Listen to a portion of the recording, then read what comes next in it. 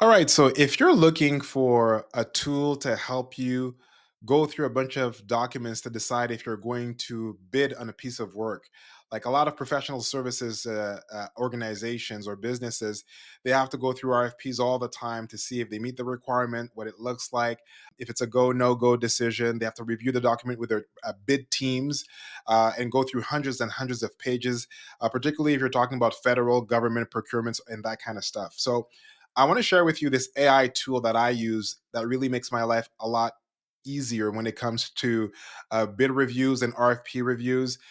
In all honesty, it's allowed me to take on more work. And I can work 30 to 40% more efficaciously because of this tool. And it allows me to use the power of AI to make really good and quick decisions for my business. So I want to share this use case with you. This is an actual use case, a real use case, because I use this tool on a regular basis. So we're going to hop on the screen here and I'll show you exactly what it is.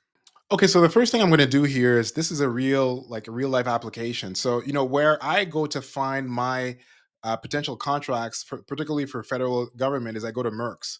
So, Merx is a big Canadian website where you're going to find a bunch of requests for proposals that are being advertised by governments, crown corporations, and so on and so forth. So, I'm going to log into my account here and we're going to take a look at what the process actually looks like.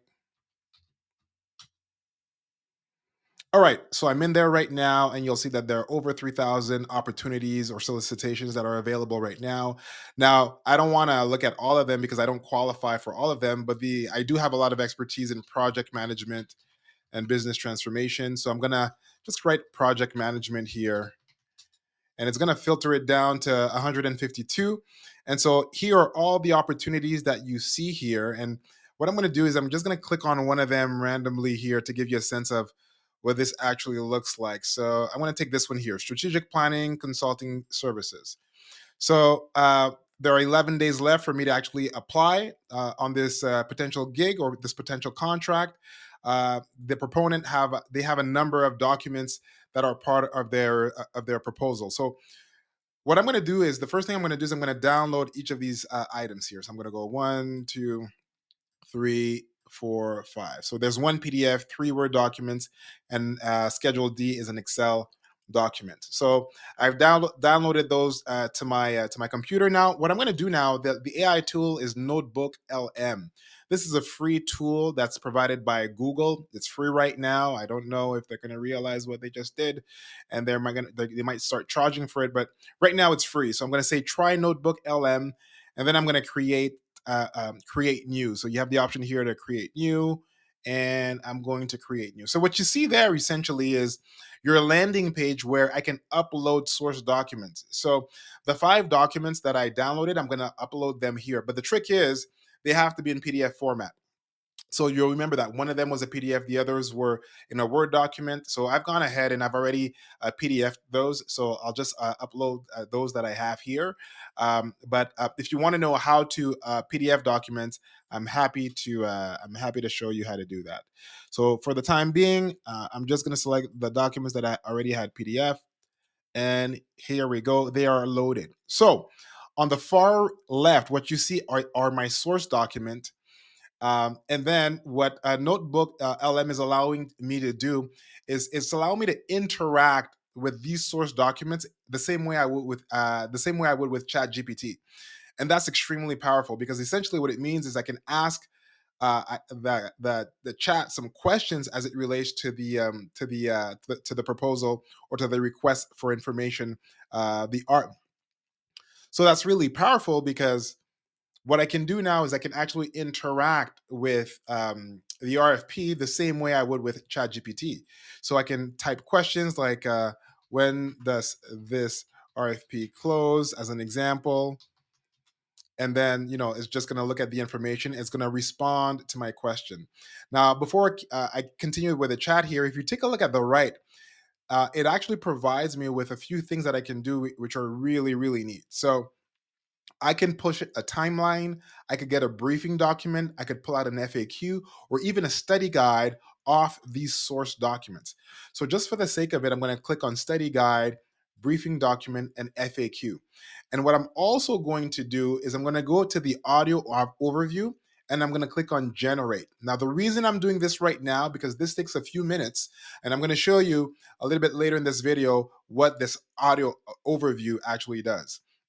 So while this is processing, you'll see here that the three requests that I made for the briefing document, the FAQ, and the study guide, they're there. They were generated. So, when I used to work for a consulting company, they would often ask us to write a briefing document on the RFP so that the partners could decide if they want to go for it or not, right?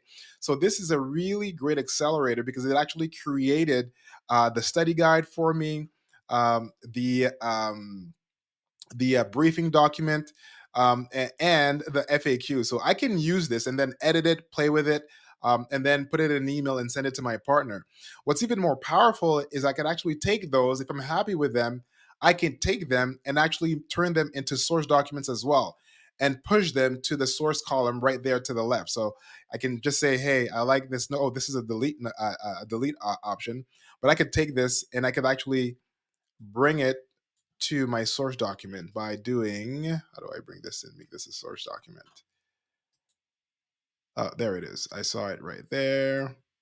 Yeah, convert to source right there at the bottom. Boom. And now it's now part of my source document. It's now a sixth document that I have there, which is really, really powerful and really, really cool. So super handy, allows you to consume information very quickly. There's a feature that Google just launched a few days ago, which is Mind Map, and I got to tell you, like, this is really mind blowing. If you click on Mind Map, what it's going to do is that it's going to create a map of your source documents so that it breaks it down for you in ways that's intelligent for you to actually consume and determine where you want to spend your time. So I clicked on it, it's right here. I'm going to open it up, and boom, I now have a mind map of the entire RFP. I've got submission requirements, proponent responsibilities, proposal process, evaluation criteria, terms and conditions, and so on and so forth. So, when I'm sitting down with my bid team, actually have, though, this is my bid team. Like, this is literally a way for me to connect and to process the information contained in the RFP in a way that's really, really a lot more palatable. And obviously, I can actually click on any of those and go into the details, right? So I just clicked on one of the elements here. And I don't even remember what it was. Oh yeah, it was evaluation criteria.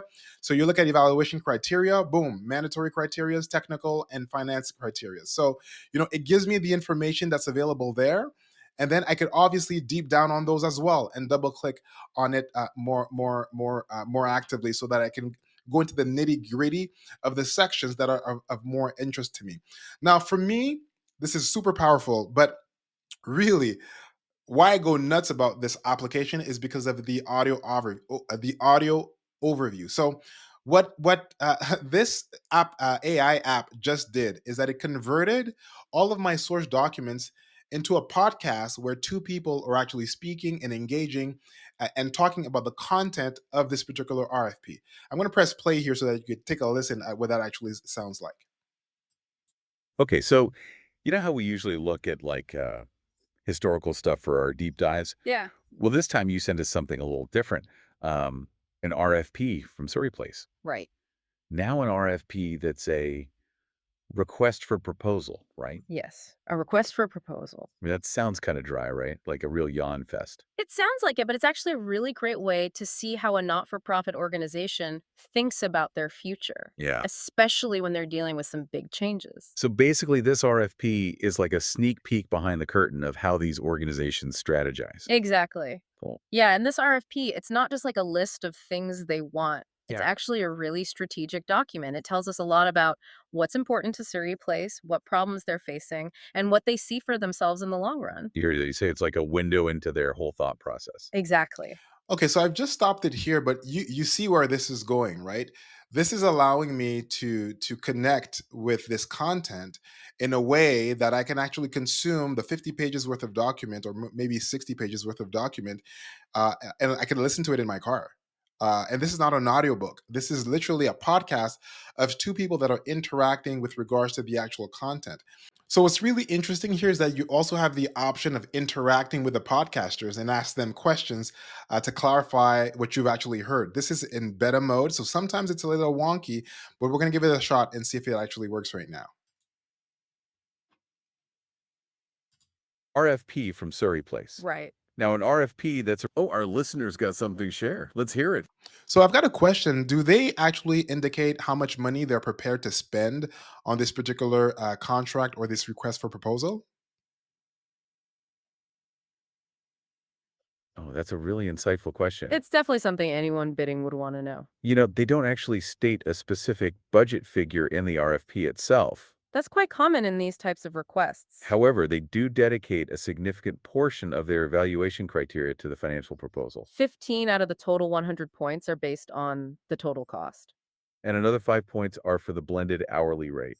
So while they don't name a number, they clearly signal that cost is a very important factor. It's all part of them trying to find the best value. They even have a formula for how they'll score the financial submissions based on the lowest proposed costs. Okay, let's unpack this a little. This RFP, it might sound kind of dry, right? Like a real yawn fest. I mean, that's what I was thinking at first. But in actually a really great way to see how a not-for-profit organization thinks about their future. All right, so I just stopped it here. So you saw real time how this beta interactive mode actually works in terms of allowing you to interact now with the data, the information in a way that's a lot more dynamic.